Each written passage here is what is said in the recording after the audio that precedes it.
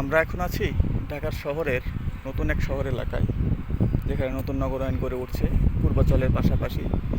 এখানে কিন্তু নতুন শহর গড়ে উঠছে ঠিক, চারপাশে অনেক সুন্দর পরিবেশ, অনেক সুন্দর রাস্তা হয়েছে, ব্রিজ, অনেক বড় রাস্তা, 8 লেন।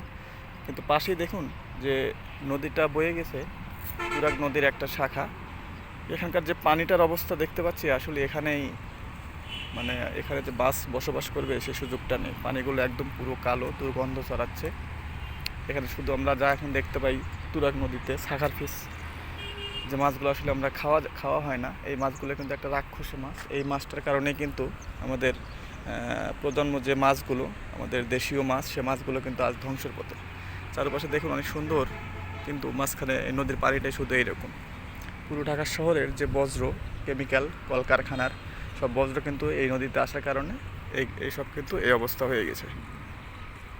তা আসলে আমাদের সবার সচেতন হওয়া উচিত যে এই নদী নালা বা এগুলো যদি আমরা সঠিকভাবে সংরক্ষণ করতে না পারি, তাহলে কিন্তু এক সময় জীববৈচিত্র্য ধ্বংসের মুখে প্রতিফলিত হবে।